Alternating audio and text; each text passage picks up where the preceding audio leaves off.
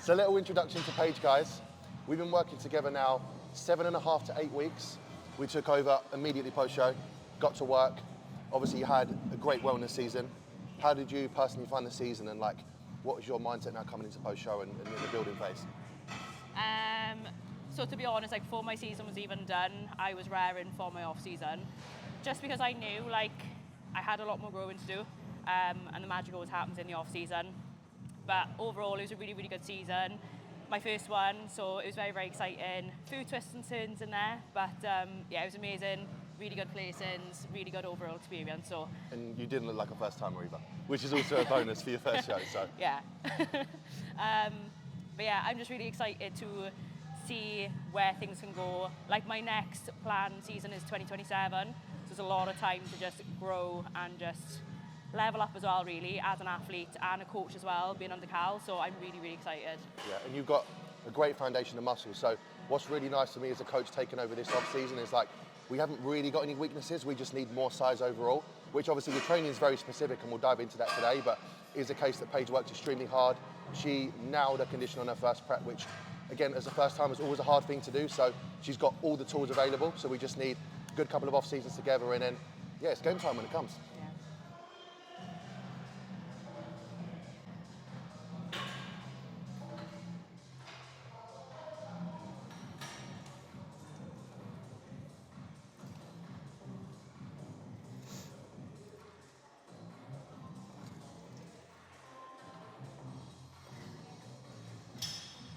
It's a really hard one to keep accurate, this. Like I find the glute medius ones I shake a lot. Yeah. It's usually like my standing leg though. It's like the first time you do split squats. You know, the first time you ever did split squats, you're kind of like wiggling all over the place. Yeah, it's like unstable, isn't it?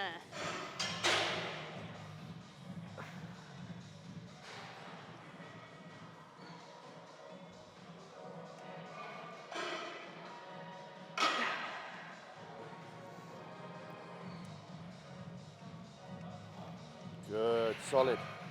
I always feel like this part firing. Do you shift into it? What do you mean? So like stand in that position. Do you feel like you shift over to this side? As in like you sit into that left hip at all? Sometimes that could be why. Maybe. Yeah, if you put pressure into that left hip, especially your hip flexor, that's why it can feel a bit tight. Yeah, maybe. Sometimes shifting over to that other leg. That's why rushing the progressions in these one, you've got to be so careful because you don't need much. It's such a like specific exercise. You're not going to need, you're literally going to be like what, 1.25 every time you go up. It's that reps, so just really slow with this one. What inspired you to start? Like bodybuilding specifically? Or was it about like weight loss first of all? Like what got you going first of all? I started with just like weight loss. So lockdown came around and like I used to struggle with my mental health quite a lot. I used to drink a lot just to try and just blur everything out. But yeah, lockdown came, I ended up being furloughed and I was just drinking constantly and I was like, right, I've had enough of this shit now. I need to do something. And yeah, I'd always been really self-conscious about my weight and stuff. And I was like, you know what, I'm just going to try and lose weight. So I started like calorie tracking. I'd get up every morning, go out and do like a 10k walk. Nice. No coach at this point? No, yeah, just all like of you, nice, just started by myself, started using my fitness pal, started tracking. Started with a typical 1,200 calories, as you do, because that's what like my fitness pal and Google told me to do. And then, so that was from like maybe the May of 2020. And then in the September, I started with a PT. So I was like, I want to just start going to the gym, get some weight training in. And then yeah, I just never looked back. Like from there, I did do a lot of like powerlifting, did a bit of CrossFit as well. So I was with my first, well, I was like coach slash PT for maybe 2 years, I think. And then I just went off on my own for a bit because I was like, I feel like I've learned enough, but I want to kind of just see what I can do on my own as well. And then, yeah, I've been with a couple of coaches throughout. I did like a 40 prep, things like that. But then, to be honest, it was only like really when I met Keen early last year, and he was like, you need to compete. And I was like, no, I couldn't do that. And then, yeah, the rest is history, really. Cool. What was it about bodybuilding specifically that like drew you to that? Because obviously, as you said, you tried like weight loss, you tried running, you tried loads of different things. What was it like specifically about bodybuilding that really drew you into it? I think when I did my first photo shoot prep, like people were saying to me like, oh, you should compete and stuff, and I was like, no, I could never do that. But then I was seeing other people do it, and I was kind of like in awe, and I was like, oh my God, I'd love to do that, but I couldn't. Like, just typically, I just didn't think I was good enough for it. Yeah. Then it was like when I met Keen then, and he was like, you need to do it. And then I saw him compete last year, and that's when I did my mock prep as well. So I wanted to see if I could like physically and mentally handle like the prep. So I just treated it as like a real prep. And then I was like, do you know what? Like, why not? Like, do you know what I mean? I'm glad I did now. Yeah, that's cool. It's nice. So yeah.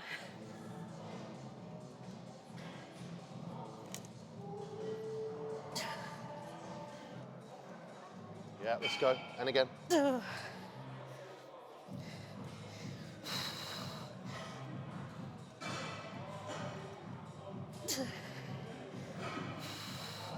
To be fair, since you said to me to like rinse the eccentric, the eccentric, sorry, like it's mad how much more I can feel it. Yeah. You really don't need much for this one. No. It's like one of them ones. This is something that's good to cover the camera actually. Like, you know yourself from coaching clients. Every exercise has a different purpose. Yeah. Like glute drive is like, right, let's load as much as we physically can. Whereas this is like, let's take it slow, let's fight the eccentric, make it as hard as you physically can. It's like, as you said, it's not about trying to chase a weight on this one. It's like, get the movement spot on, control it, and every exercise has been purpose. Yeah, because like, that's the thing, innit? Like once you've hit the full stack, it's like, where do you go from Exactly, there then? Yeah, can always make everything harder. Because I've seen some girls, like they've got them little ones on the full stack, and I'm like, where do you go now? Yeah. So. Yeah, 100%.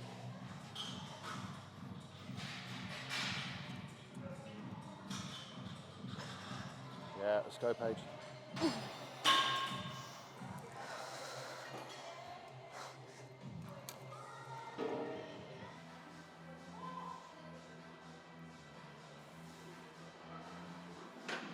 Solid.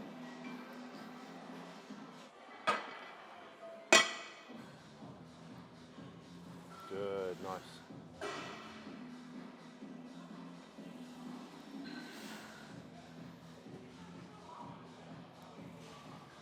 Yeah.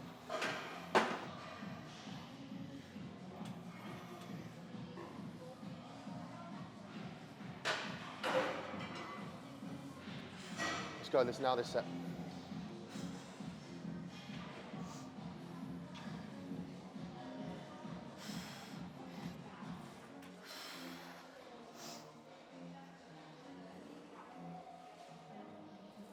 Good.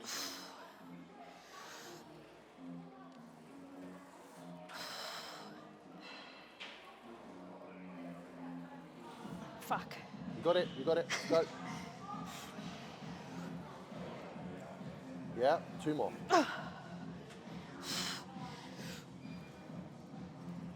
Good, and again. Drive. Yeah. Fuck. Good job, nice.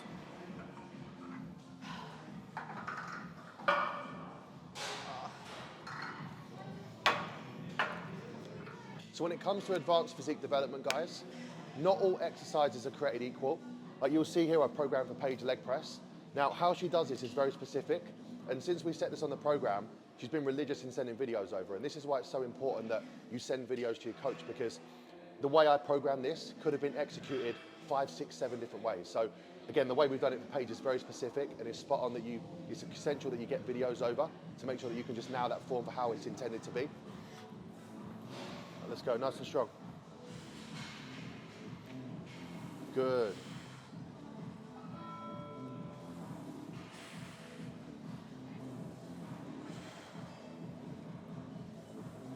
Good.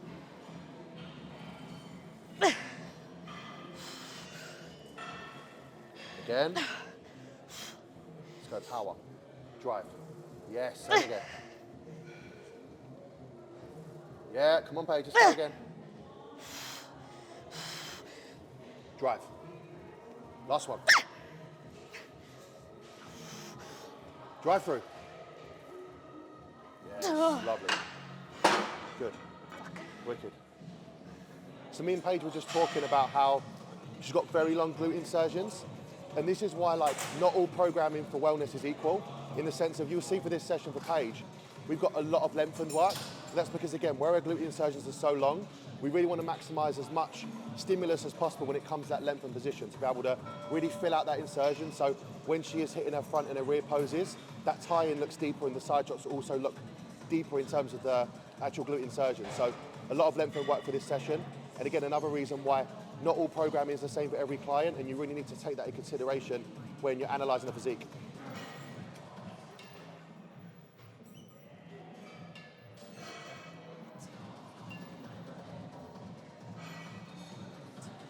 Yeah, so you'll see with this one, guys, Paige is going to a really, really deep stretch position. Obviously, the elevation there gives us the ability to really get deep into hip flexion, which is, again, just going to lengthen that glute in even more, or let's say, challenge it in that lengthened position.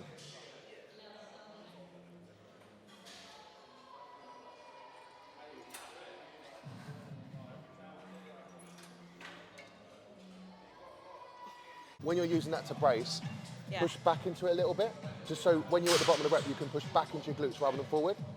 So if you go into it, I'll show you now quickly. I want you to push it back here, but use that as your reference to push back into. So push up, and back like that. That's how we do it.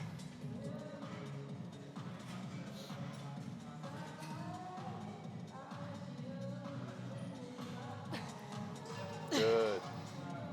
Right through that heel, pressure through the heel, up. Good.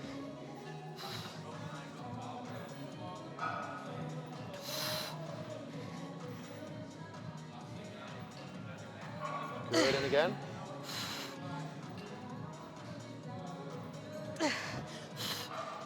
Yeah, that's you. Good, well done. Holy fuck. Spot on. You called it good there. The minute it started chipping to your quad, that's a set done. Perfect. That was hard. What would you say you've learned in terms of training? Like, intensity definitely is something, yeah. And I think that's like something that everyone, like no one really knows how to train failure today. Yeah, until you're properly shown, yeah. Sure. But yeah, I don't know, I think even just like knowing specifically which exercises to do, like especially since deciding that I wanted to be a wellness athlete, it's like knowing to not train up as much as like before. I was doing like 3 times a week.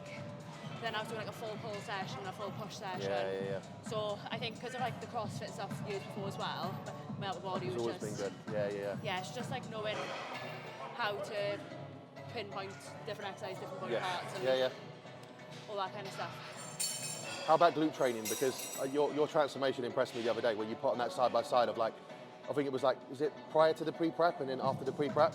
Like your glute, like, what would you say about glute training? Because I know a lot of girls personally struggle to like build glutes and kind of get the development through. What would you say has helped you with glute training? Just stick to the basics. Yeah? Like, your hip thrusts, RDLs, get good like when I first started doing hip thrusts, I know for a fact I wasn't doing it properly. I was, like we said earlier, obviously you want to get as much load as you can, but you still want to be hitting your glutes and not 100%, incorporating like your quads and your hamstrings too much. Whereas before it was just literally about getting that weight up and down. But you need to like be able to feel it, you need to know that you are working your glutes.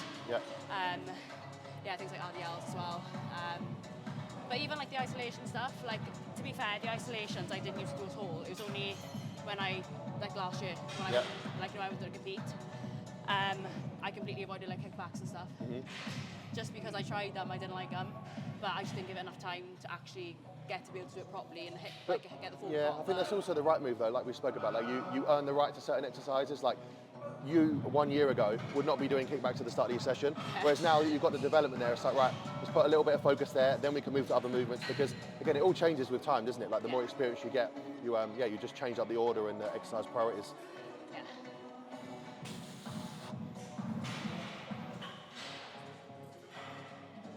And just back it up, there, good. Fuck. Right through it, it's moving. There you go, up. Good, and again.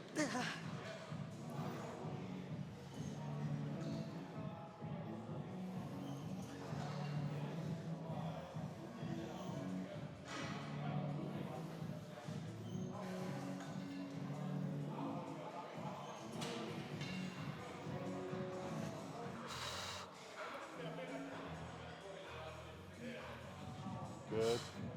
Let's go. Knees out, up. Good.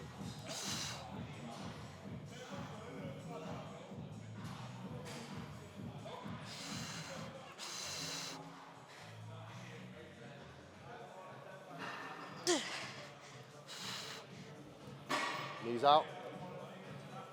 How much more were you at Fems firing up from that? That's mad. I always do that, and I Yeah. never noticed. In a tiny bit more. Because now I feel like my knees, I'm putting my knees inwards.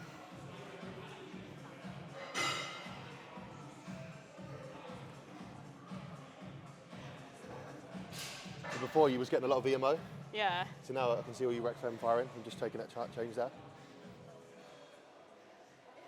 Is that how they're so developed? Sorry? Is that how they're so developed? Yeah, I mean, Do you may reckon? also, could be like that in like squatting movements as well. Yeah. Because this is our only like real direct quad work in the session. Because like the majority of the session is going to be glute focused, but Yeah. again, like you're still going to be getting some crossover. Like leg press, it's going to be like 80% glute, but we're still going to be getting 20% quad. So this is just like a top-up exercise to just put a little bit more volume into that body part. Because we've got Yeah. 8 sets total in the session. Like it's not a lot, but the quality of the session's so high. So Yeah. it's what you get. Because even like my quad session in it, there's not much in that really. Sorry? My actual quad session, there's not much No, in that really. not much in it at all. I think it's 2 sets of leg extensions, 3 total sets of the leg press, Yeah. and that's it. That's it. You don't need much because again, where we're training legs so frequently, like again, there's going to be crossovers. Like as much as you can bias a body part, there's still going to be some crossovers. So just taking that into consideration with your frequency is important as well. Yeah, good. Keep these switched on and extend from here, up from there. Good. Let's go. Good. Drive through again. Some more. Let's go. 2 sets of quad work, let's make it count. Extend, good, and again. Good, drive up. One more. Fuck. Keep these in. Up, extend, extend, extend, extend. Good, well done. Ow. Good.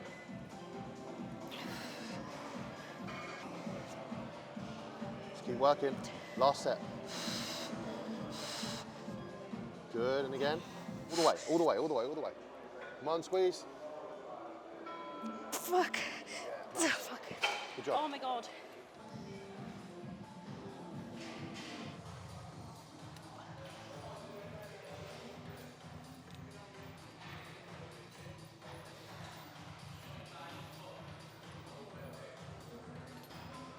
Good.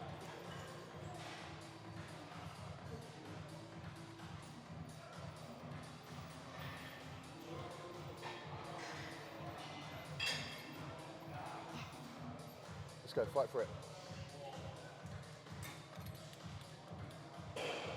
Still you, one more. Let's go, let's work for it. Right. Let's go. Yeah, nice. Good job. I think it makes all bodybuilders a bit autistic. I think it does. Like you have to be so anal about hitting the small things. Like you just have to be. That's how it is. Yeah. But it's funny because like he's really ADHD, and like since we moved in, because I used to like nag him all the time, and he'd be like late for stuff, and I'd be like, right, come on. And then when we moved in together, he's slowly like taken on like what I'm like, and now he's really like routinely as well, and he likes to be structured and like on time. So it's really funny because like sometimes then he'll get more stressed out than me. Perfect. Good. Keep that same level of explosiveness. Drive. Good. Let's go. And again, one with me. Let's go. Big delts. Drive. Yeah, lovely. Good job. So that's a little insight on Paige's session, guys. And we've got a very exciting off-season ahead. Like, we're going to get stuck into growing now, and something that we always talk about, like, especially as athletes, and even me as a coach, I understand it. Like, it's hard for anybody to go through a dieting phase and then start gaining weight or start going through that process of increasing calories. But what you've got to remember is like, everyone's focus in an off-season phase or in a reverse is so different. Like for you, it's about getting strong, getting healthy, getting ourselves in a position where food's high. So like, body composition isn't a focus. Body composition comes as a byproduct of obviously us being on point with our routine and everything. Like the goal is, let's get strong, let's get healthy, let's put ourselves in a position where we're enjoying the process, and then everything comes from that. So yeah, I'm excited. We've got some good growing to do. As I said to you, like you're very balanced everywhere. It's just a case of just more muscle, more time, and then we'll have a good prep when the time comes as well. Yeah, very excited. To be fair though, like I will say, like with each gaining phase I have done, it has been easier each time. Like, I'm not saying it's easy now, but it's definitely not as hard as what it was like the first time I ever did it. I think mentally it's always going to be hard, isn't it? Like, because you kind of get attached, I think, to that look in prep. Yep. You see more lines coming through. You feel awful, but you look great. And it's just exciting, it's fascinating. And you kind of get attached to that. So, like, just when that starts to disappear, it can be a bit hard. But like for me, like I'm very performance focused anyway. Like that's what got me to fall in love with bodybuilding in the first place, was the training. Especially as well, like I said earlier, with me starting with powerlifting, like I used to love strength training. So when I can still feel really strong with my lifts now, like I feel great. But it's not to say sometimes like when you look in the mirror, I was like yesterday when I went check-in and I said to you, I was like, I had a bit of a moment this morning when I saw the photos. But yeah, it does get easier. It's just one of those things that just the more times you do it, the easier it gets, I guess. Exactly that, and you hit the nail on the head. Like everything we do as bodybuilders is around an outcome-based goal, in the sense of like we eat our meals for a reason. We stick to our routine for a reason. So again, sometimes you've got to detach from that emotional side of enjoying the condition and be like, right, what is the purpose right now? The purpose is to get strong, to get the calories high, all for that next outcome of making that stage look in 2027 look better. So yeah, that's the goal. Thanks for watching, guys.